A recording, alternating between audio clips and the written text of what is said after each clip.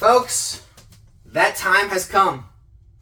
I have to admit it to you and to myself. Modern sealed product is dying. I'm wearing the Tap Out shirt today, not because I'm fighting with anyone else, but I'm fighting with myself. I'm doing battle inside. And by the way, is this shirt list getting tighter to you? It feels like it's getting tighter to me. Am I getting bigger? Don't fat shame me now. But I've been resorting to desperation, to desperate plays, because all my money's locked up in Pokemon. I mean, I'm buying boxes with shiny arrows on a guy's head. I don't know why. Just throwing darts at the board trying to get rich. You know, One Piece or, you know, I figure, hey, maybe Magic will save me, right? You know, it saved Rudy. Maybe it'll save me. I'm buying Yu-Gi-Oh! Because I thought, you know, nostalgia, you know, maybe there's something there. And what is this? What is Interstellar? I've never even heard of it before. What is it doing on my shelf? No idea what that game is. Some wacky guy at a convention told me to buy it, so I said, oh, what the heck, nothing else works. Maybe this will. I'm so desperate, all right? I'm buying 90s board games. 90s board games. That's my level of desperation. I'm dazed and confused. It might get to the point where I considered this. I may have to pop this box of cereal open and start eating it for dinners if I don't start making some money here soon in Pokemon again. That's where we're at. That's where we're at, folks. Do some of you out there feel that way? Are some of you out there feeling that way? Be honest. Be honest with me. Some of you new collectors, some of you new to the hobby, maybe just bought your first sealed product, just bought your first slab. You heard your friends all talk about how great Pokemon was, how you could make all this money and all the money they made. And you watch these older videos, you see all the charts and graphs and how happy everyone is and how many gains they're making.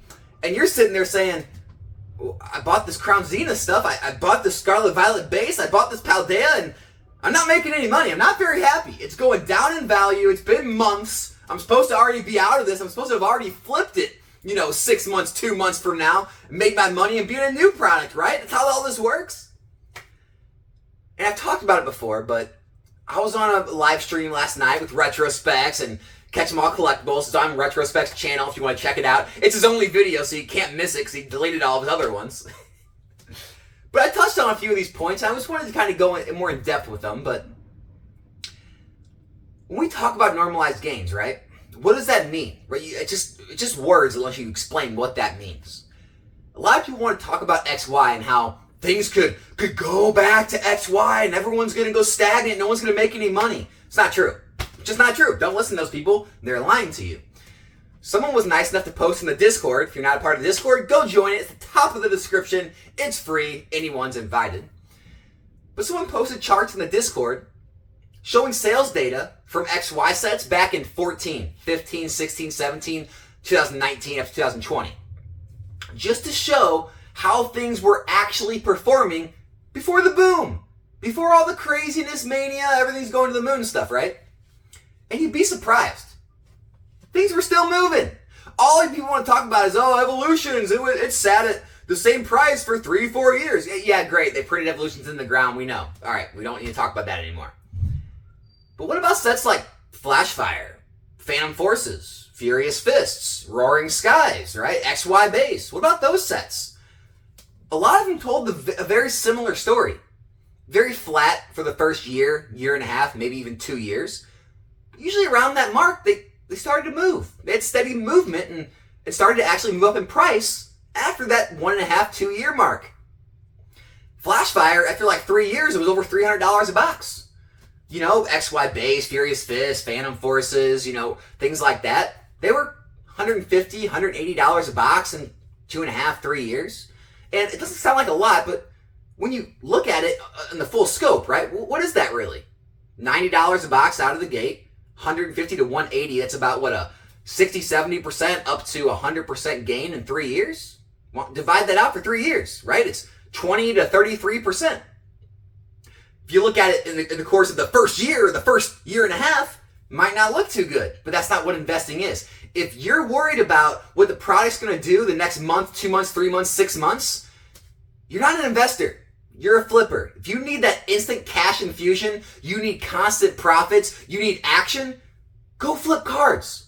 Buy collections, buy lots, break them down, sell them. Buy raw, grade, sell the raw. Continue to rinse and repeat that process. That's you. And there's nothing wrong with that. I'm not mad at you. Everyone's got a different way to enjoy this hobby. The same way I hope all the flippers out there aren't mad at me that I enjoy investing in sealed product. There's many different avenues to take. Don't feel bad about it or think it's wrong. That's what you're comfortable with. But if you want to invest in this product, if you don't have the time to flip or you don't feel like you have the expertise, you don't want to put in that amount of work and effort, and you want to invest, you got to have that realistic time frame. At one point during the live stream, Crown Zenith was brought up. Like, well, Crown Zenith is such a great set, but it's not moving. It's been out 6 to 7 months. What do you mean it's not moving? Of course it's not moving. It's just brand new. I mean, this normal. Talk to me in a year and a half, 2 years, 2.5 years if it's not moving. Then we can start to panic a little bit. But even when you look at some of these sets, like even Roaring Skies I talked about. Roaring Skies was over $300 a box. You know why people talk about, it went stagnant for years. You know why? Because it was so successful, Pokemon reprinted it into the ground, and it lost everyone's confidence in Pokemon reprinting things way later after the set was already released for a while. Because the set had already been released for like a year and a half, I think, and almost going on 2 years before they did that. That's why it went stagnant. People lost confidence that Pokemon was going to print everything into the ground, which luckily didn't happen with every set. But all these sets were moving. Okay? And so if you bring that mindset back, and if you are buying things, you bought, Scarlet Violet Base or Paldea, and it's almost like going on your grass and throwing grass seed down and come out the next morning and be like, where's my grass? Why doesn't my lawn look like the baseball field? Right? It's just like, you got to have realistic expectations. You got to know, hey, this is going to take time.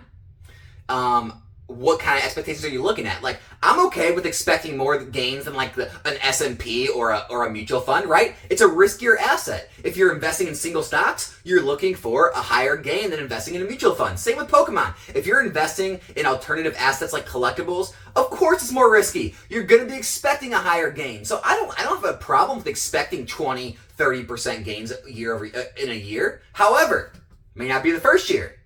It may not be the second year.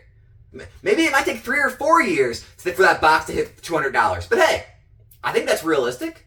In 4 years from now, a $100 box would be $200. That's 25% gains a year. Sounds realistic to me. Now, it doesn't sound realistic to think that box is going to do that in the first 6 months a year. Just because you look back a year and a half, 2 years ago, and that's what was happening with Sword and Shield, it's not healthy. That's not healthy. But to throw the baby out with the bathwater and say, because these aren't doing what sets were doing a year and a half, 2 years ago, sealed investing's dead, doesn't work anymore. It's not the case. And I'll tell you right now, personally, I don't care what you do. You do what's best for you, your situation, yourself, your family, your financial position, whatever it is, right? My channel's a small channel in the big scheme of things, right? The amount of viewers that watch this, it's small in the big scheme of things, although I appreciate each and every one of you. I mean, it's amazing this channel's got to this point. But if every one of us decide we're going to stop investing, it's not going to hurt the market too much, especially with modern sealed. There's too much of it out there. There's too many people, right? And so I'm not saying this stuff to keep things artificially pumped up. Look, go sell all your sealed product. Don't invest in Scarlet and Violet or any new stuff. Just don't. It doesn't bother me. It doesn't affect what I'm going to do. But look back at other times before you reach that point. Because the last thing you want to do is live with regret. The last thing you want to do is see these boxes, at $200, $300, 3, 4, 5 years from now and say, wow, if only I would have not been so impatient. If only I would have, had more of a long-term mindset. Or maybe you're figuring out, maybe you're still finding your traction, your footing in this hobby. You're figuring out, you know what? This isn't for me. Alex, hey, I love the channel, love the videos. I appreciate you making them, but this ain't for me. I think I am a flipper. I think I am a grader, and that's great. Do that. I'm happy you figured it out. But the last thing you want to do is just, go down that rabbit hole of doom and gloom and everyone talking about how, Scarlet Violet Base has fallen under, 90 a box, and now Paldea's at like 95 a box. Obsidian Flames is going down as it gets closer to release, and thinking, everything's, it's all big, Armageddon, doom and gloom. It's not.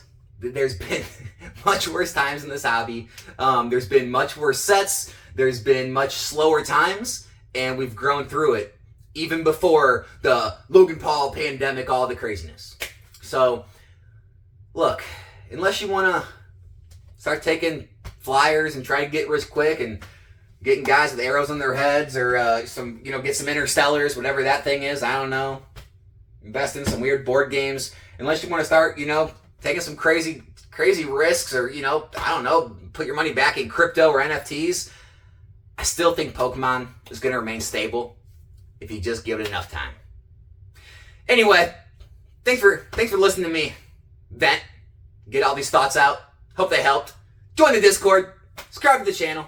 That's all I got today. I'm out.